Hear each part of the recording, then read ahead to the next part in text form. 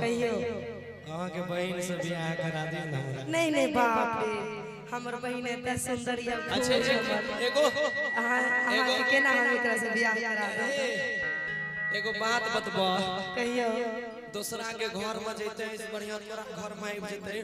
तू दू गो बहन रहबो ताकत बेसी रहता नहीं नहीं अभी बहिन वहां छै त हमरा ज्यादा प्यार छै घर में चले के त रोज झोटो में झोटी बहनों बहन में झगड़ा हां बाप रे के के तब गोतनी न भ जेता बहन के रिश्ता खत्म हां हां देख लो ई सब लड़की के रिश्ता के बदनामी करे छै सुन न भौजी तब के छिय रूपा हम नहीं चिन्है छी भौजी एगो बात कहबा कहा कि हे छोटकी भौजी अयो छोटे का बउआ भौजी बउआ यो भौजी ये बउआ यो भौजी ये यो बउआ हे छोटकी भौजी कहू ना लगो बुझुगा रे कथी के सुनो ना कहियो कि अब नहीं रहबै अहमहु कुमार कि नहीं जानी हमरा ई की भ गेलै अजाने छियै कहियो ना कह दो पक्का अरे कहबै तब ना जानबै खिसियेबे ना नहीं यो बाप क्रिया अब अहाँ के माय क्रिया अहाँ के बाप क्रिया मार तोरा हमर माय मरते तो तोरा नीक लागता हमर माय मरते त अहाँ के नीक लागत आंटी खाने खा लेना सुना कहू कि नहीं जानी हमरा ई की भ गेलै ए भौजी की भ गेल आहा बहिन से हमारा लब भ गेलै आहा बहिन से हमारा लब भ गेलै यही छोटकी भौजी अब बुझुगा अब नहीं रहबै ओहो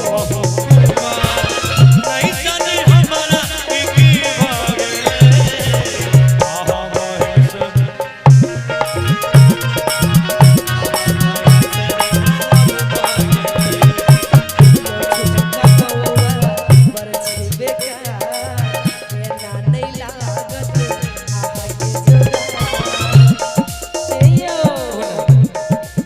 फिर से कहो छोटे का बउआ अच्छा बरछी बेकार ओहो अहाँ खाली शादी विवाह के बारे में सोचते रहे छी कहिया बियाह भए जाए कहिया बियाह भए जाए ले हम छुट्टा सौड़ हमरा वह सोच नहीं तो हमरा की पहले लोग के बियाह हो रहे ना तो 10 साल गवना नहीं हो रहे अब के लोग के बियाह होत ना आई बियाह भेले रोज वह दिन से जइना स्टार्ट ससुराल वह दिन से कनियों के रखना चालू बियाह से कनिया अब नहीं जइती ई बियाह के बाद के गप कर छै बियाह से पहले हम कते ससुराल चल गेलिए ससुराल बदलियो गेले हम ओहो सुनियो कि यो छोटे का बउआ बरछी बेकार एना नहीं लागत आहा के जोगार पूरा ये गौआ में सोर भ अच्छा सुनियो कि हमरा बहिन के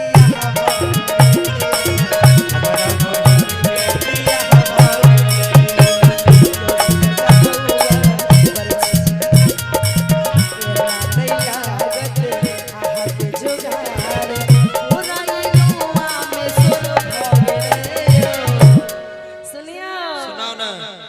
कि हमारा बहिन के बियाह भ गेलै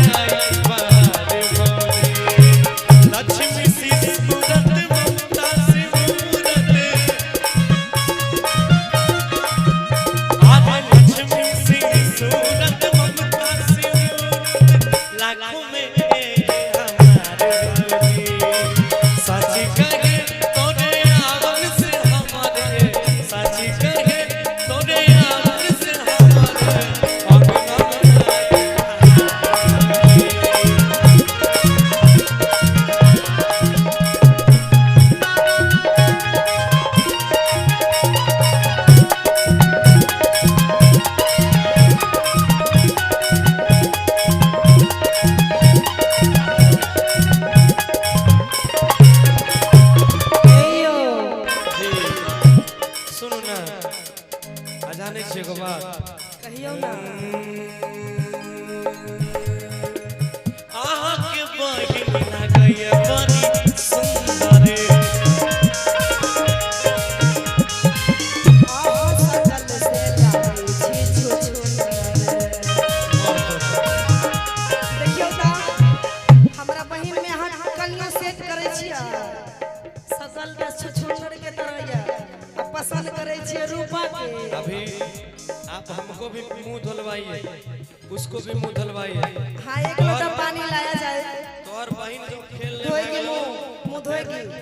मेकअप धोएगा तो ऐसे ही रहेगी ना हाँ फिर गोरी हो ना वास्तव में गोरी है अच्छा आप इंसानियत तरीके से देखिए कौन ज्यादा गोरा है अच्छा इधर कैमरा वाले से लिपस्टिक लगाई है हमारा होठ आप बिना लिपस्टिक के देखिए अच्छा कैमरा में इसको कैद करके देखिए ज्यादा गोरी लग रही है ये या फिर ये कौन लग रही है हाथ उठना चाहिए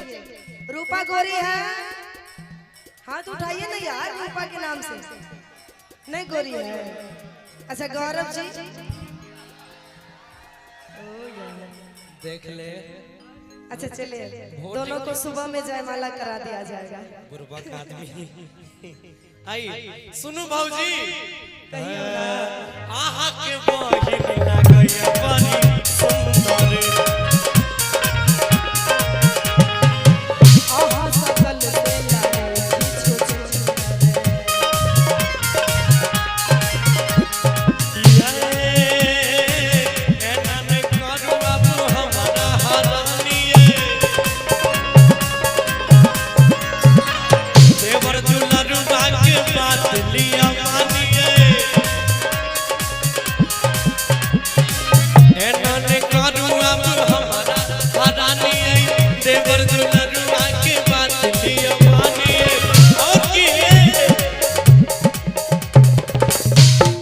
पूरा कर मंचक बहा बहा गेले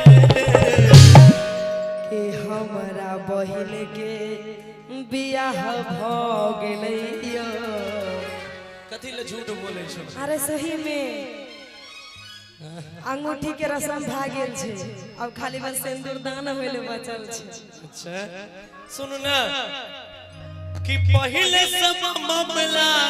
सुलह भ गेले कि हमरा बहिन के बियाह भ गेलैया बियाह भ गेलैया आहा बहिन से हमरा लब भ गेले आहा बहिन से हमरा लब भ गेले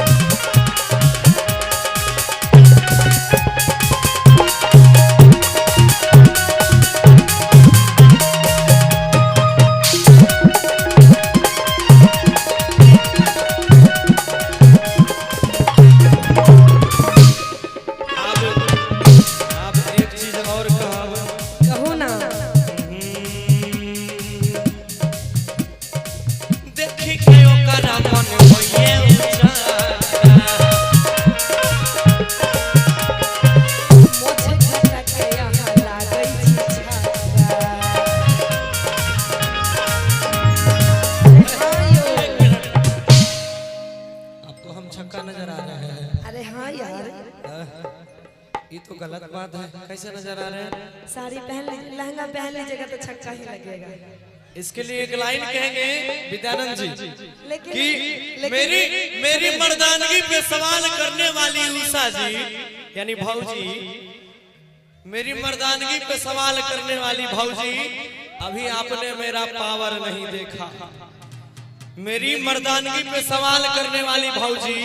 आप छक्का बोले हैं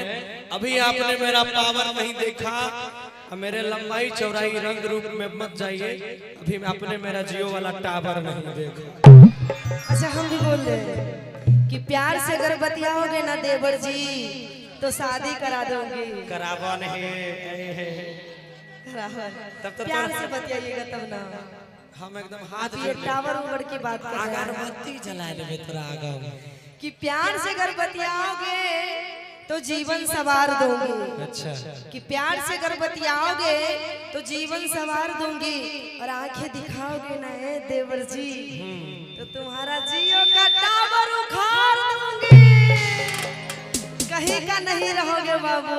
अच्छा प्यारे से कहै छै सुनो ना कि देखी के ओकरा मन भेलै ऊंचा